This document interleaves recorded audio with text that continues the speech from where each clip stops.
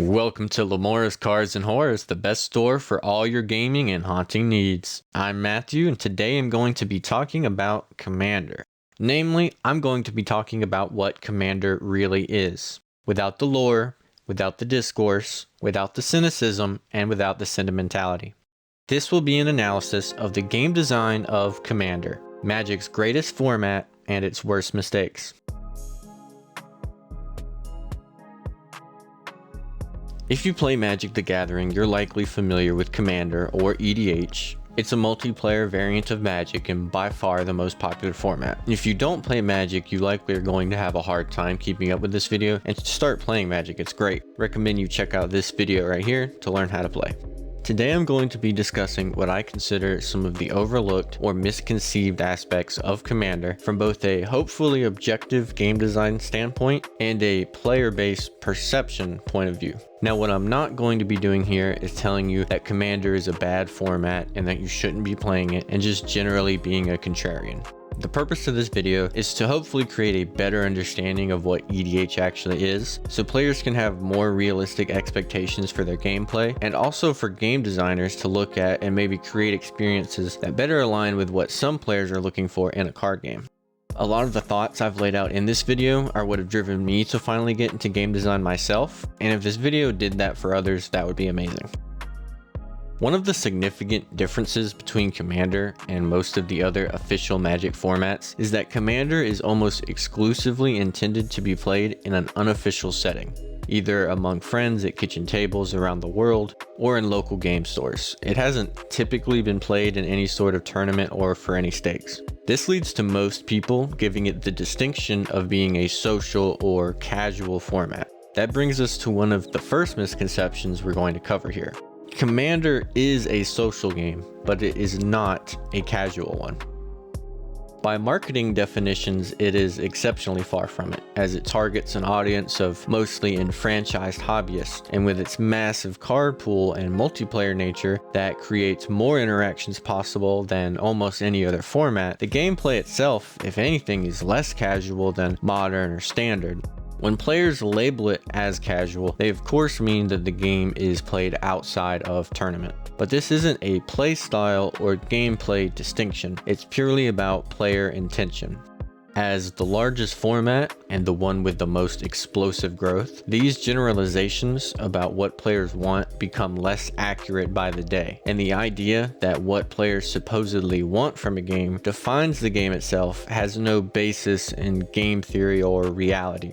And as Magic organized play is effectively dead, it has also become less accurate to split it from other formats, even in a structural sense. So while discussion at the table and other social factors are an unquestionable reality of how Commander play looks, and an example of effective strategy even at the highest level in cEDH, the false claim of Commander being the casual format is a byproduct of its designer's intentions and generalizations of the community. In the rule set itself, Commander actually forces players to make decisions that most modern casual tabletop games avoid nowadays, mostly due to the inclusion of player removal. Almost everyone watching this video has experience of finally getting together with some friends, shuffling up, excited, ready to show off your new deck you've been brewing, only to die in a game that ends up going on for another hour while you watch everyone else play. This part of the experience is an obvious feel bad, and it's one of many that come from this system of having player removal as part of your game. Before a player is even removed though, the tension player removal creates in a supposedly casual game is palpable. Players who should be focused purely on what works well for their strategy instead have to deal with the pressures of deciding whether or not they should forcefully remove a player from getting to experience the rest of the game with them, and decisions like that shouldn't have to weigh on a player in a casual experience. And that sociological baggage doesn't belong in a competitive one either. When you begin a game functionally about removing others from the gameplay with the notion of it being a casual social experience, you're already creating an environment where players can feel wrong for making good tactical decisions that punish their friends, and themselves feel punished for being friendly to struggling players who go on to remove them from the game. These two ideas are completely at odds with one another and cause player expectations to vary wildly. Wildly varying player expectations is one of the issues in Commander that gets discussed at length, mainly when discussing power level and what type of game experience people are going for. What these arguments can tend to ignore is that these expectations are tied to what I was just discussing about player removal. That is, they are about the social tension to play according to the philosophy of Commander versus the psychological drive to win, or more specifically, to efficiently succeed at a task that's given to you. Nowhere is this more evident in casual Commander play than in the "I have to attack somebody" dilemma. Players of any game will naturally look to improve the way they perform because a game gives players incentive to succeed. You get a check mark or an unlock, progress in the story, or the simple satisfaction of being proclaimed the winner. Players feel incentive to win and thus look for the best ways to do so. This is known to create some difficulties in game design and has been discussed at length in countless GDC talks and the like. Most famously, you may have heard from Civilization developer Sid Meier the quote, "Given the opportunity, players will optimize the fun out of a game," meaning that players will look to break a game, or at least will continue engaging in play patterns that designers don't want to encourage because they are efficient, because that feeling of efficiently winning is so impactful even when we aren't aware of it. The second half of this quote, though, is often left out in a way that would make it seem Sid intends to blame players, but it's actually the opposite. He adds, "One of the responsibilities of designers is to protect the player from themselves." From a design standpoint, players can't play a game wrong. The developer can only fail to incentivize the playstyle they want the game to have. Remember, we're protecting the players from themselves, not protecting the game from the players.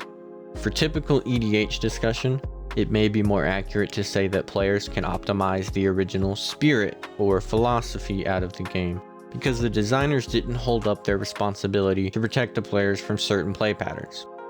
For lower power EDH play, a sort of opposite effect can happen. The mindset of avoiding parts of the game can lead players to potentially sub-optimize the fun out of their decks, and fear of straying from the format as intended, or in the worst cases, ostracize players and strategies they perceive as doing this. Psychologically, players will tend to want to enact the best strategy to complete the task given. This drive creates what a game is, not the developer's intentions. Unless they're following you around once the game, or in this case format, is released, their input stops there. Barring errata and bans, though those are sure to be ignored by or unknown to some players. If your philosophy isn't so integral to a game that it is an inescapable element built right into the core of the gameplay, then it is completely irrelevant to players outside of your direct communication. A game is what its players do with the rules that are given, not the intention of a dev or the creator, and when you artificially try to make the game something that goes against those aspects, issues can arise. Now, when you find yourself debating the philosophical implications of casting a game-winning spell in a game about winning with spells, that should be a sign that somewhere a disconnect has formed. The developers, or in this case the RC, want to incentivize casual players to play a certain way, a way that they think fosters a good play experience for strangers at an LGS, even though they themselves originally failed to create a game that naturally does this in quite a number of ways.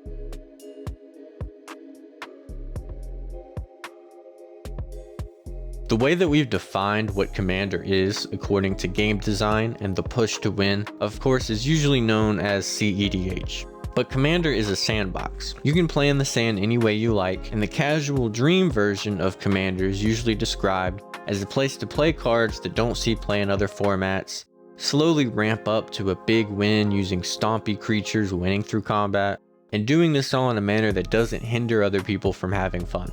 This certainly sounds like a lot of people would enjoy this, but the inability of the designers to protect us from ourselves rears its head here more than anywhere else. Let's talk about the ideas of this versus the reality.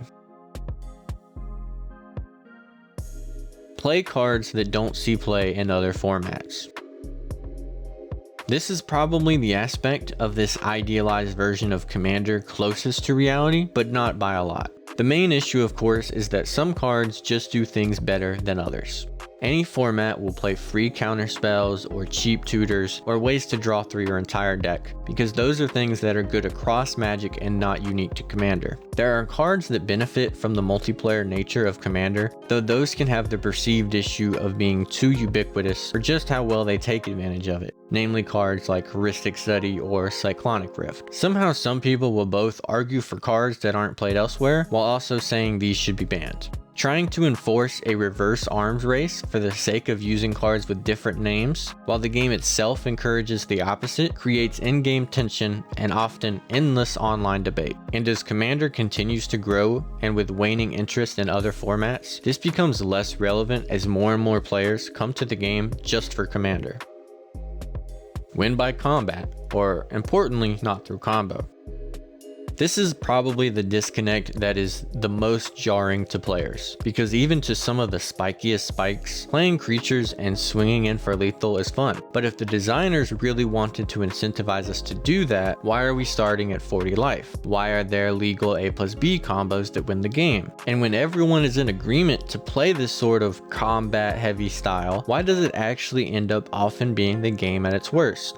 It is a common play pattern for casual games to end up being stare downs of people holding up blockers because 3 players have giant boards and the other player has 3 lands. Even if it goes well and one player is able to win through fair combat, this is such a slow process compared to hundreds of other win conditions that an objective first-time viewer would never even think the designer expected them to win through traditional combat alone. If designers want people to win this way, they have to make it the best way to win, and as it is now in Commander, it's not even close. The format was created with soft rules based around the premise of not doing things that are the best, instead of making what the designers thought was fun into the best thing. They failed to protect us from ourselves.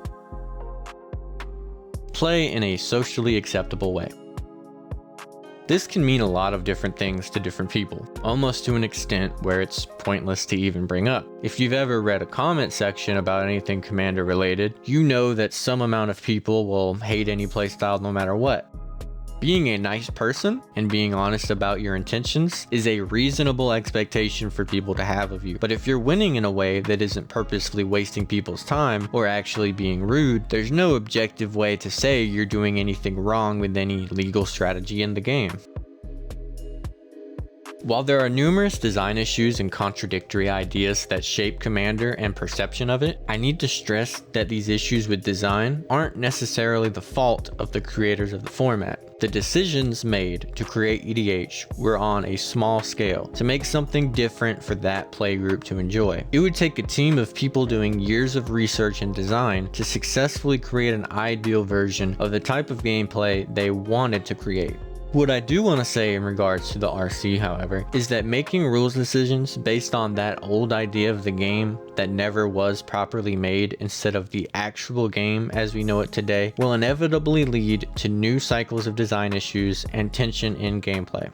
Commander on its own isn't a flawed mess no one can enjoy. It just isn't what it was intended to be. The creation of what we have now was serendipitous, and I believe ignoring the reality of what the format actually is will lead to mistakes, and that embracing the game as a high-power eternal format full of combos, fast mana, and free counters will help the game grow in the right direction.